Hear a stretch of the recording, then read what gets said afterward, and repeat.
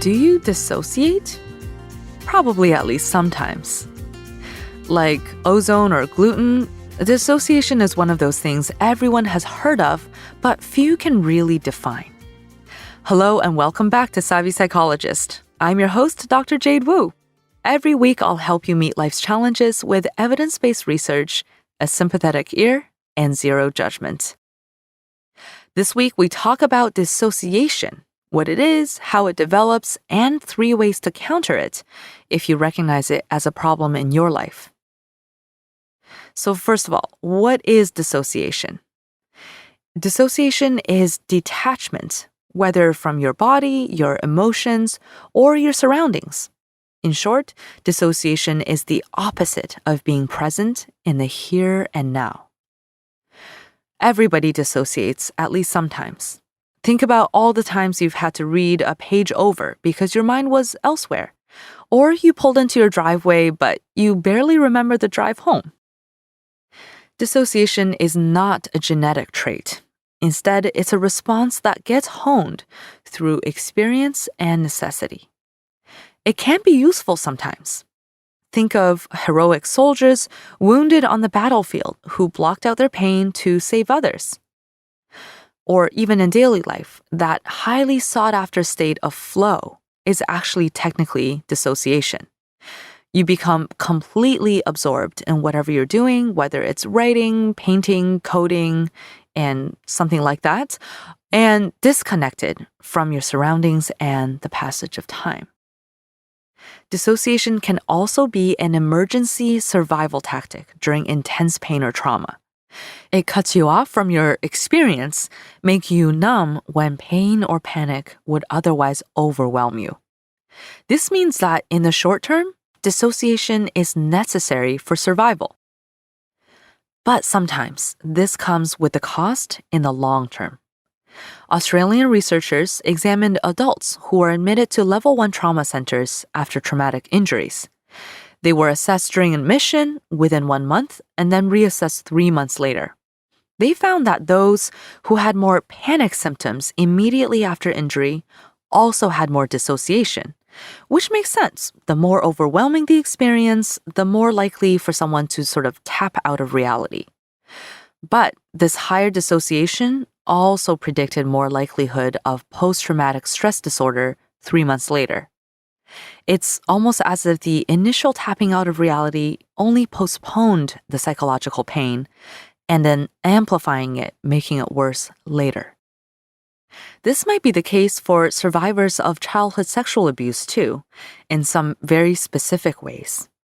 Adults who hallucinate, which means hearing or seeing things that aren't there, are more likely to have experienced sexual abuse as a child. This connection works at least partially through the victim's higher tendency to dissociate. And who could blame them? Dissociation compartmentalizes horrible events so you can get through another day. Sadly, dissociation doesn't let these survivors permanently shake off the psychological scars of abuse in the long term.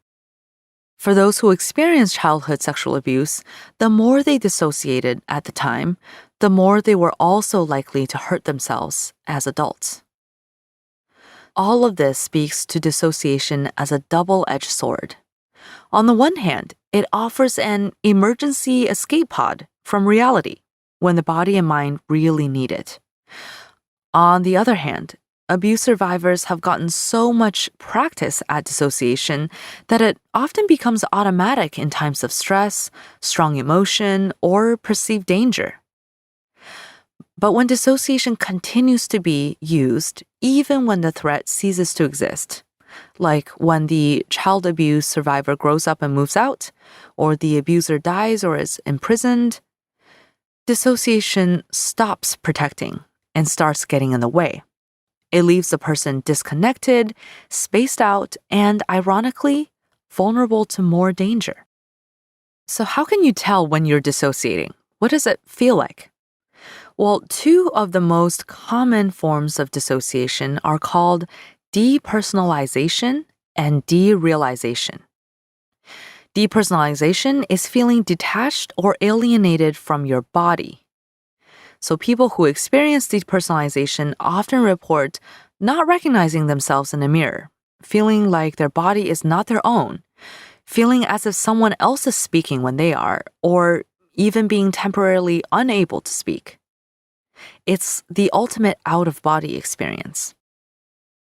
For many, there's just a sense of emotional numbing, just feeling kind of meh about things that should be emotionally intense. Needless to say, it can be a worrying experience if it feels profound and uncontrollable. But like most things, depersonalization exists on a spectrum. You may even be able to induce some depersonalization by staring intently at your own hand for 1 to 2 minutes. The other type of dissociation we're going to talk about today is derealization. It's feeling detached or alienated from your surroundings, like being in the middle of a crowded party and feeling like you're just vaguely watching the whole thing on TV. People will often say the world looks fake or that they're seeing it through a veil. Others report that the world loses color and looks gray. Some people experience derealization during sex, and this can contribute to having sexual dysfunction disorders. Like depersonalization, derealization exists on a spectrum. If you've ever stared into a campfire or a strobe light, you may have glimpsed how this feels. You may also be able to induce some minor derealization by staring closely at a wall for a couple of minutes. But what exactly is dissociation on the biological level? How does it work in the brain? Well, dissociation, just like any other psychological experience, is based in the brain.